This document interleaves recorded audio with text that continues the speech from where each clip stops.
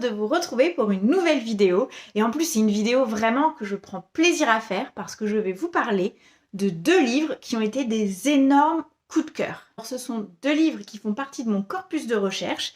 Donc ils ont comme point commun d'appartenir au genre de la fantasy et d'avoir un personnage plus ou moins important qui est un chien. Déjà, je vais commencer par vous parler d'un roman.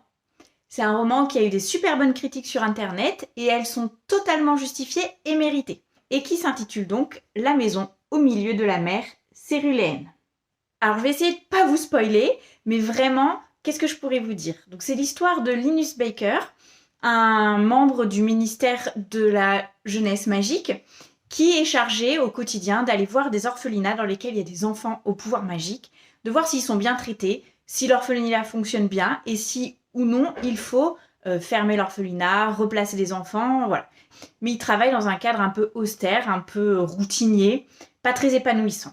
Et un jour, il est missionné pour aller observer l'orphelinat de Monsieur Parnassus avec des enfants vraiment particuliers.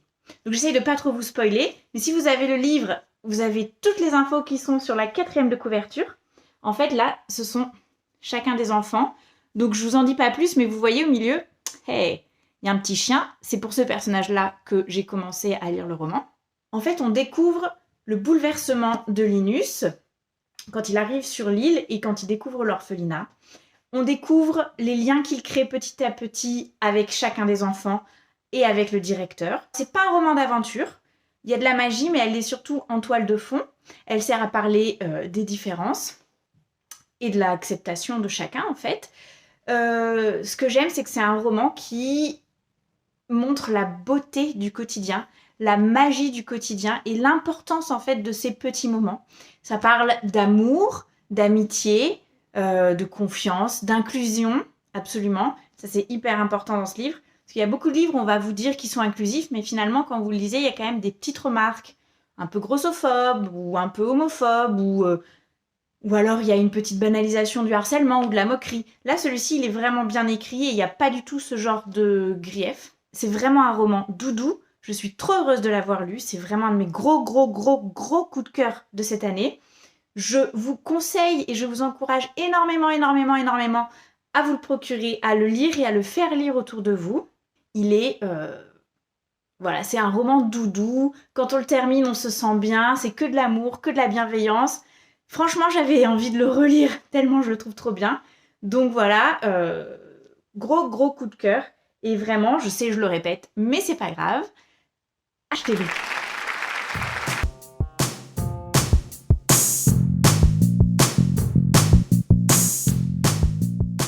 Et le deuxième livre dont je vais vous parler, c'est une bande dessinée cette fois-ci, qui s'intitule Les sorcières de Brooklyn. Alors on y suit Effie, une petite fille qui vient de perdre sa mère et qui se retrouve donc confiée à sa tante à Brooklyn. Donc elle doit déménager, elle change d'environnement complet, de collège, de famille, de maison. Il y a un petit chien, hein, vous le voyez ici, il s'appelle Lion. Et ce que j'aime énormément, là encore, c'est qu'on a bien sûr la magie, mais pareil, c'est une ode au quotidien. On suit sa vie au collège, elle découvre ses nouveaux amis, comment elle découvre un peu la magie en même temps qu'elle découvre l'adolescence et sa nouvelle vie. C'est une bande dessinée jeunesse qui peut totalement aller pour un jeune adolescent ou un adolescent. Mais franchement, même en tant qu'adulte, j'ai pris beaucoup de plaisir à la lire. Et vraiment, j'ai adoré aussi le style graphique. Et du coup, je ne peux pas résister à l'envie de vous montrer l'intérieur du livre. Déjà, ce que j'adore, c'est qu'il est divisé en chapitres. Donc même si c'est une bande dessinée, on a une structure narrative proche du roman. J'aime également la légèreté des traits, la douceur des couleurs. Et je trouve qu'au final, ça donne une atmosphère extrêmement bienveillante et apaisante. J'adore. Au niveau des bandes dessinées, c'est un de mes plus gros coups de cœur de l'année. Je l'ai trouvé très apaisant, relaxant à lire. Pareil, plein de bonnes valeurs. J'espère qu'il va y avoir un tome 2, mais j'en suis pas sûre. J'ai pas regardé encore sur internet, je vais aller me renseigner. Si vous savez, n'hésitez pas à me le dire.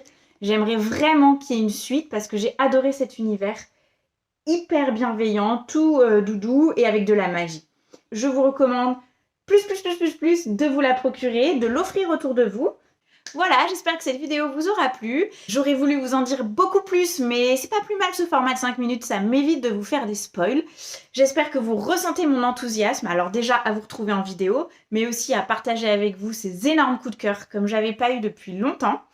Et du coup, je vous fais d'énormes bisous. Je vous dis à très vite pour une autre vidéo. Ciao, ciao!